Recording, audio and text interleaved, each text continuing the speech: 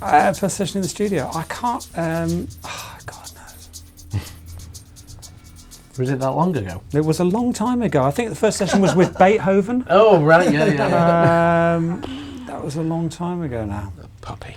I don't know. I think it's always just been. I mean, percussion is such a vast area that you can only really hope to scratch the surface. You know, in your lifetime. You know, and I could live to be 1,000 and still see another peak to be assailed. You know? Another shaker to buy. That's it. So I mean, you know, jack of all trades works to a certain point, and I think, but an open-minded approach and a willingness to kind of just listen to people, and you know, space, knowing what is applicable at an applicable time. We were saying earlier about this percussionist in Los Angeles, Ralph McDonald, who turned up to a session, and the producer said to him, "Oh, listen to the track." He listens to the track. He says, "Okay, Ralph, what do you think it needs?" And he says, "Well, actually, I think it's complete as it is. It doesn't need anything." And he says, the producer says, "That's exactly what I thought. I just wanted to hear it from you." And pays him, and he goes home. There you go. So fantastic. Yeah. What about you?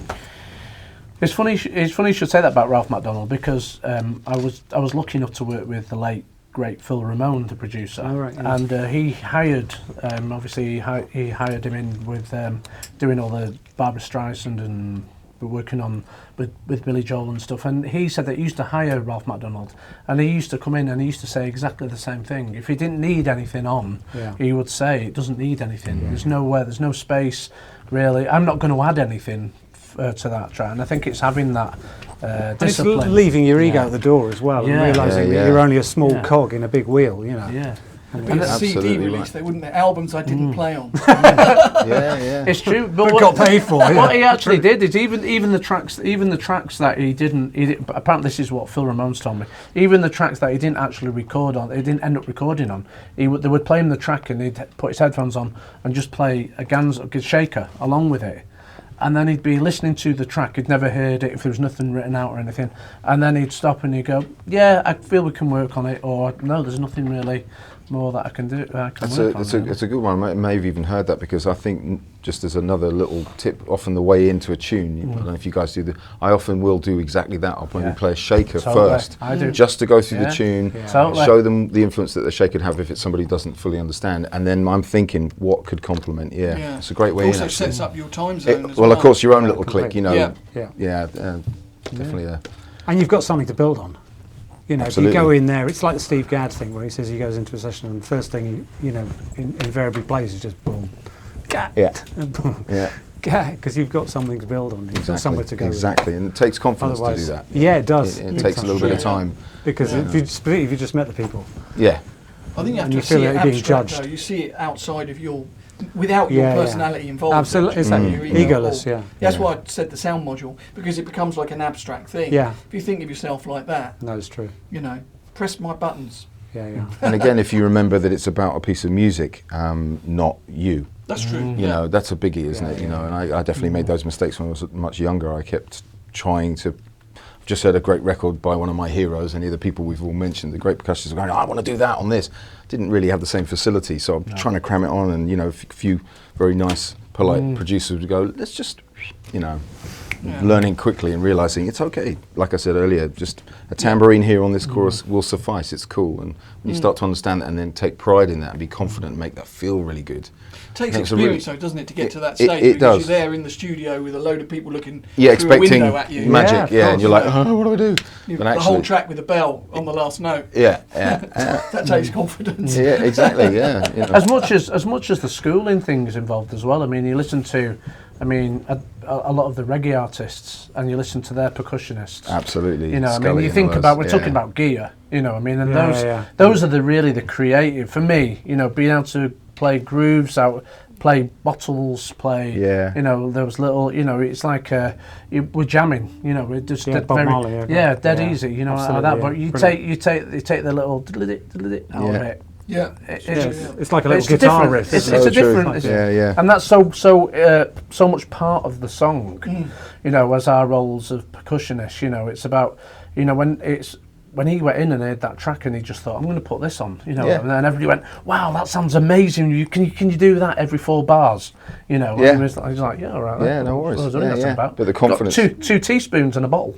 And then all of a sudden a little bottle, and all of a sudden it's high pitched, it's got the resonance, and that's the kind of thing that for me, that's the kind of thing how we can be musical. Totally. Totally. It's funny, a funny story that I have with that is that there was one session I'd gone to and I hadn't done anything. I had got there, and I didn't realise they were listening back to the track. I had the studio mics on, and I was just emptied out a box of shapes when it's done. And then the guy runs in. Wow! What was that? Yeah. That was amazing. So I had to put it all back in, listen to the track, and then tip it out. I broke it now as well. Yeah, of course. It was incredible. What was that? Yeah. Brilliant. As far as advice to younger musicians coming up and wanting to get into sessions, I mean, I it's really a weird thing for me because growing up in the 80s and everything sort of had percussion on it. It was either, it was like, certainly in America, it was either Bashiri Johnson, Paulino da Costa, Luis Conti, Lenny Castro, the great Lenny Castro. It was all those great percussionists on the pop stuff I was listening to. And then in this country, it was Miles, it was Danny Cummins, it was Louis Jardim and Frank McCarthy, and growing up in the westernized percussion.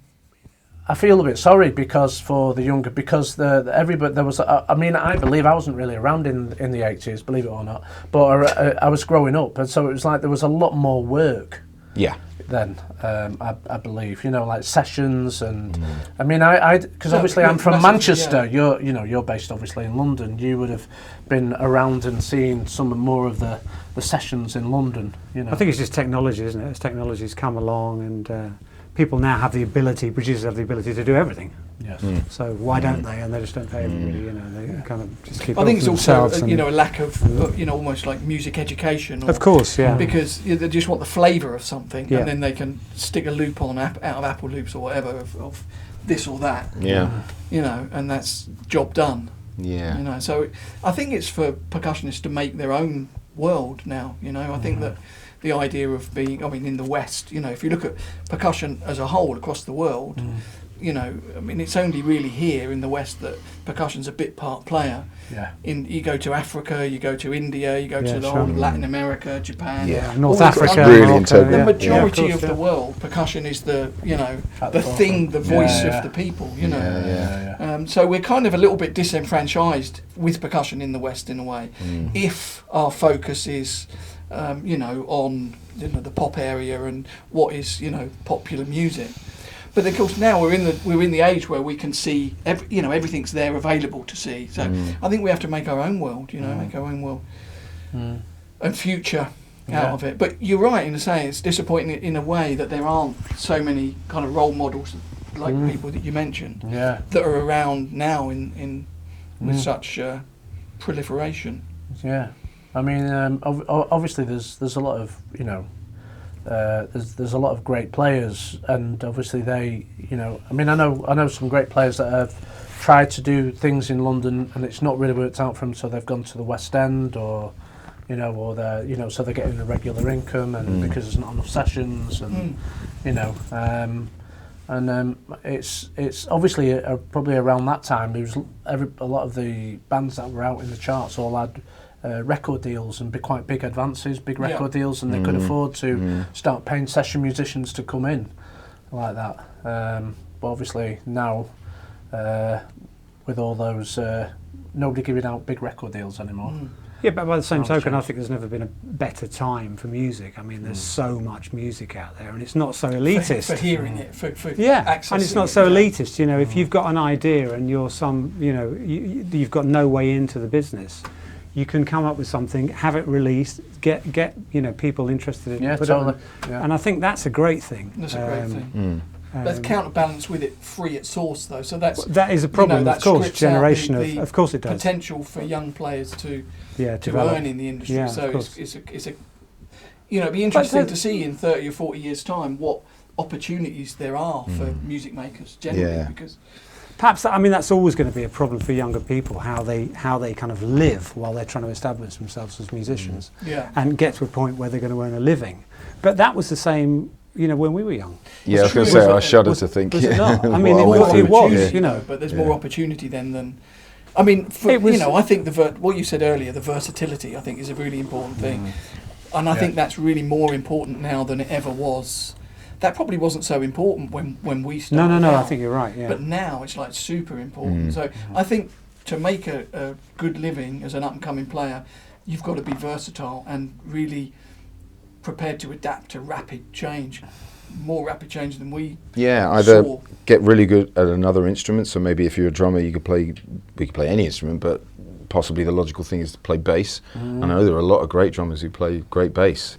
So you've got that, you can hop that thing. Also maybe technically, studio-wise, make yourself more adept in the studio. The remote session thing, Absolutely, that's definitely the way in which you're going to survive. I think if you can, and I think it's really healthy to learn another instrument.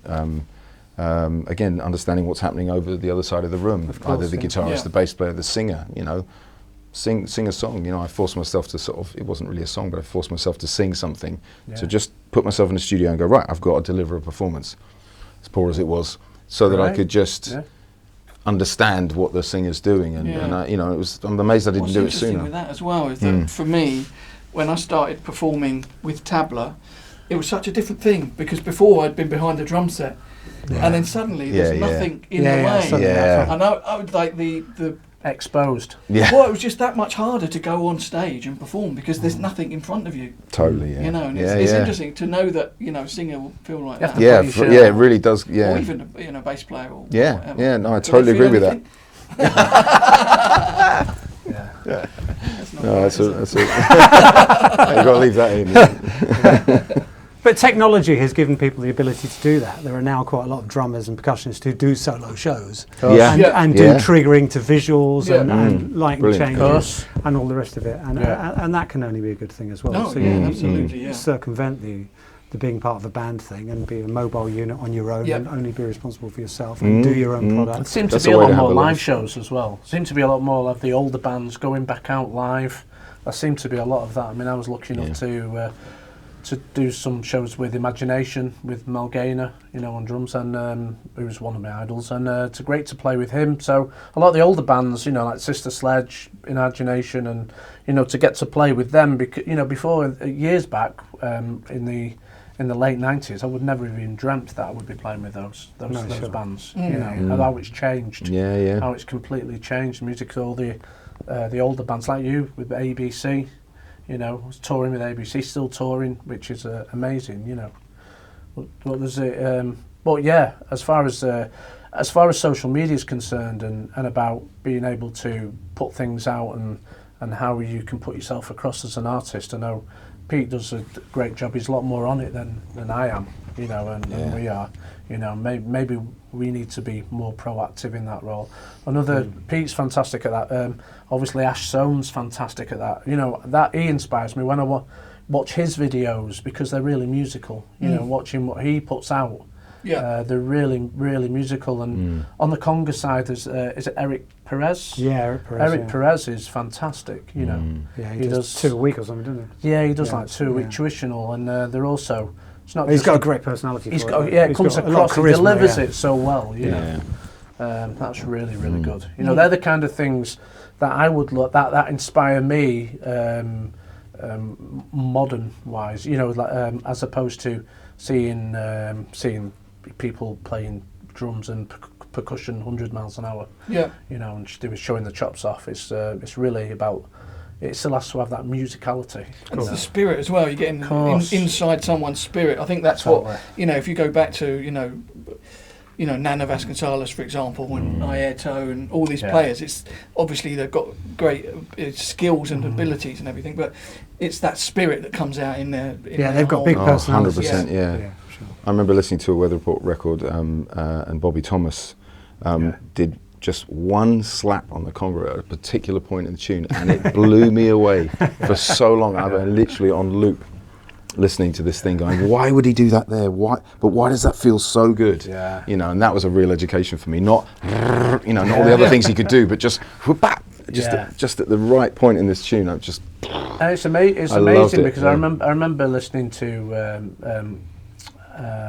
Marvin Gaye album and Eddie Bongo Brown playing the beginning of was it I Want You, I think, or maybe just listening to that and him opening that up and just the slap and the way, and it's like Bashiri Johnson on Never Too Much. You know, when that groove comes in and Yogi Horton starts playing the kit and then he starts playing the conga, just that first slap, it just falls right on the snare drum. Yeah. And it almost sounds like that high pitch, like it's a woodblock. It just instantly makes you want to move and makes you want to dance. And that for me is where I really started and where I come from, that angle. Yeah. And listening to like Earth, Wind and Fire and how much percussion was in that and the way it interlocked. And I always wanted to just try and recreate that when I played. Absolutely, yeah. And sound is so important. It is. So important. Feel and sound over chops all day long. Of course, I think we all know that. You know, you come to it and it's good when you do, because I sit opposite guitarists and bass players and drummers and everything else, and I'm just like, why is that working? And it's the placement and it's the sound they're making. And when that penny dropped as well, I mean, again, I'm constantly pursuing that and trying to get it better, but we all are. Yeah, we all are. But that definitely was a big one. Like, why is that so good? Well, it's actually just because it sounds so sweet. Paulina on some of those records he did, Don Elias sound on Jaffa stuff, his sound, you know, killing. You know, a Bata there, and just the way sort of dripping feel he had on certain things. You know, Fantastic. Bobby Thomas makes bongos and congos sound different to all the other guys, which still is a mystery to me. I don't know if you've really tune into what he was doing with Weather Report. He's still playing two congas and some bongos, but he just doesn't sound like anybody else. No. But he found a way to make a particular kind of sound. That kind of having his own identity on it. Yeah, which is important. You know, if you can do that, that's the hardest thing. Of course, the hardest thing, the most satisfying thing as well. Yeah. Yeah, really. And hard to, you know, particularly the swing stuff. It's very hard to make anything work with percussion on that. Oh yeah, very much really so. Yeah, that's a task. I remember you doing the Sister Sledge thing, which was, you know, thinking of you and Sammy Figueroa, you know, who played on all the Chic stuff, and he played, and it's amazing because you took him out of the mix when Tony Thompson's playing drums. If you take him out of the mix, the records don't sound the same neither. Yeah, you know, and me having to recreate that playing with them with the orchestra. You know, I was so, you know, I had to be, you know, to do some homework doing that and pay homage to him because he played it. You know, it's about paying homage to, you know. Yeah, that's a good point. That touches on also not. I mean, sometimes I hear people going, you know, they're afraid to listen to others and learn from records, and I don't want to be that. I don't want to sound like that person. I know other people have talked about this, but I think it's really important. Don't be afraid. Go and learn. Go and understand. I wanted to understand Minu. You know, I want to understand his head. Yeah. You know, I'm very influenced by him. I think. You know, and I'm happy to do so. Look at it, learn it, try and take the concept and see what you can do with it. You know, I mean, don't be afraid of that. Some people are think. I think that's kind of often overlooked, is the importance of the historical perspective of everything. Yeah. You know, and the realisation that the sort of drum kit and percussion in its present format has only been in existence for 100 years. Yeah. And you know, particularly if, I mean, we talk about who would you recommend for younger players to listen to, you know. And I mean, I suppose it really depends on the genre, but if you, orchestral stuff, if you go back to James Blades, people like that, his great book, Percussion Instruments and Their History, or Emil Richards' Studio Techniques, Fantastic. Any of that, I mean, there's so much in there, and those books came out 40 years ago, you know. And it's often overlooked. It's timeless stuff, which is often overlooked by YouTube, who often you're kind of, what's the latest thing or the fastest fill? Or yeah. I mean, who would you recommend that younger players listen to kind of, you know, get a... None of us can tell us. Who is the master percussionist? That was the question. That was the question that came up.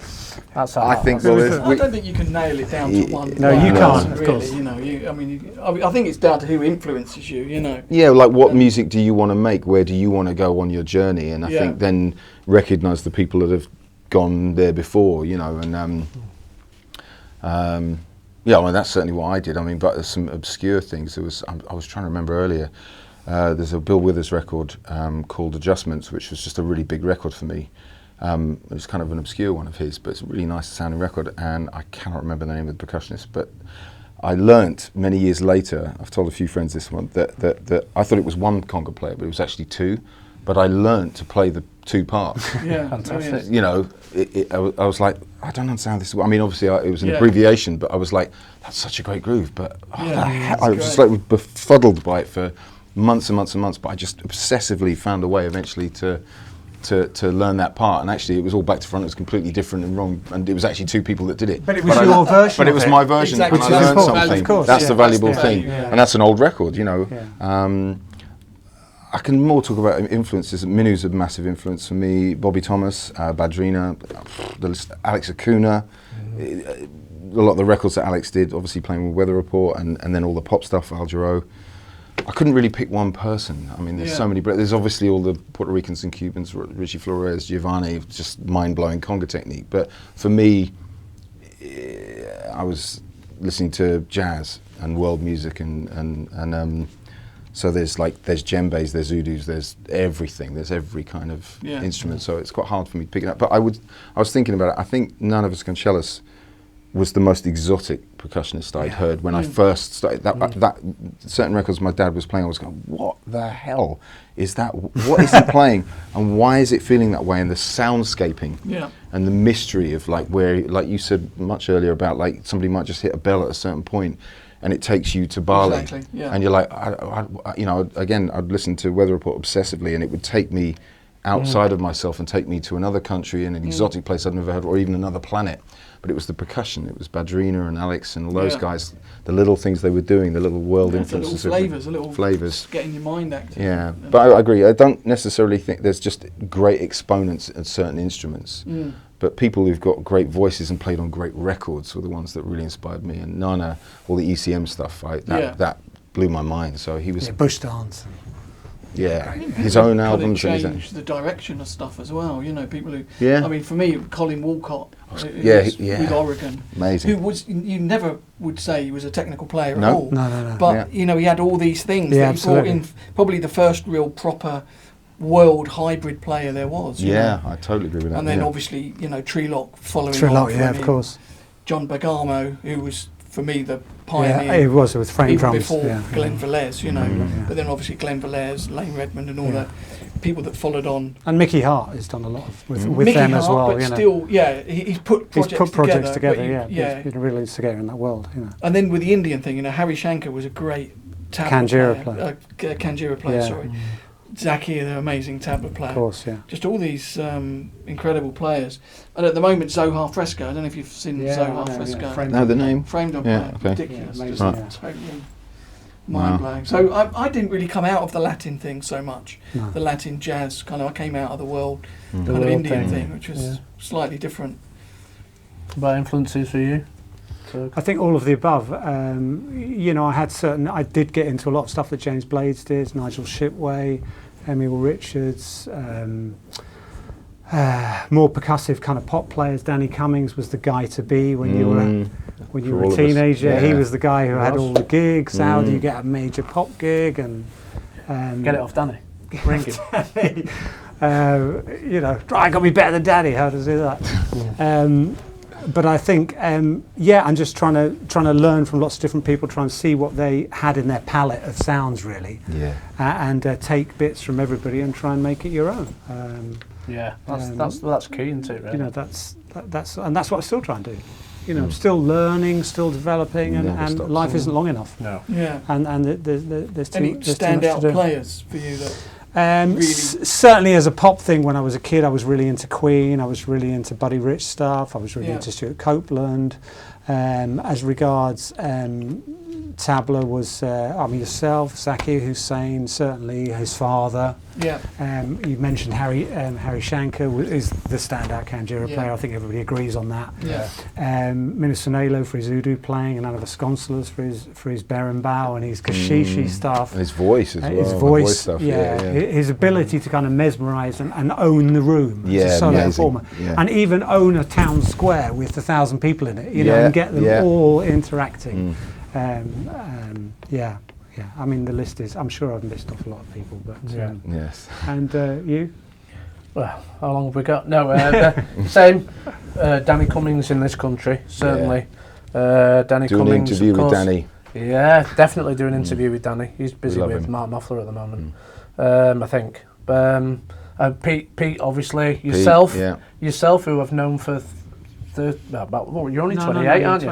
I've known you for 30 years, maybe. I was born in 1928. Yeah, I've never really known yourself because as an aspiring musician, and I'm very lucky that I can call you all my friends because you're one of the busiest guys about, and you've always worked, always worked, and anybody looking, the advice that you've given, for a young aspiring percussionist and drummer, should really very kind. No, and I really mean that.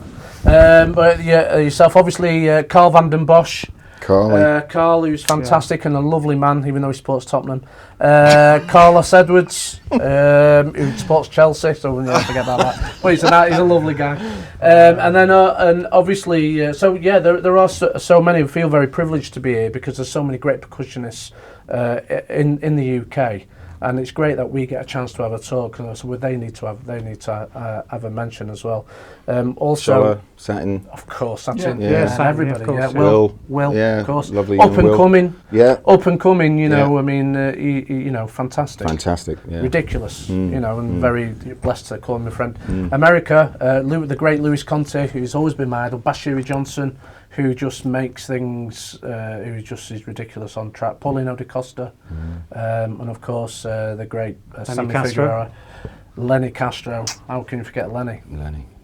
Yeah, he's a Ray monster. Cooper needs to mention. Ray Cooper. Yeah. I mean, Ayrton Moreira. We've got to mention him again. Yeah, we've got to. Who is a pioneer with Nana. Without a doubt.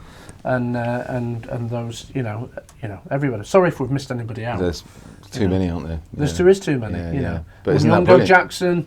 Steve Kroon. Yeah. Steve Thornton. Steve Thornton. Steve Thornton. Yeah, played with him. Yeah. Kevin Ricard. Yeah. Pete Colpia. Do you know Pete? He's a fantastic percussionist. Yeah. Pete Colpia. We've got Dave Patman here as well. Dave Great Patman, bongo Dave player. Patman, fantastic. Trailblazer for the Latin Dave community. Assel in Manchester. Snowboy. Snowboy. Shovel. Snowboy. Yeah. Of course. I mean, Sudder. There's hundreds. Yeah. Davide Giovanni. Davide. Was amazing. Killer. Yeah. Amazing. Singing, playing. Yeah. Amazing.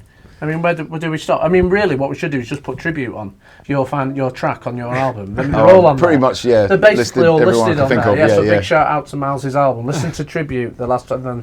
They're all on there. The whole everybody's on as there. many as I could remember. Yeah, fantastic. Yeah, and a big shout out to Louise for putting rhythm back together. Oh yeah, and that is the big one. Yeah, that's amazing. And James, who has to put up with us. Yeah, right. Yeah, amazing. It's been fantastic. Yeah. James is buying the beers, I think. Yeah, fantastic.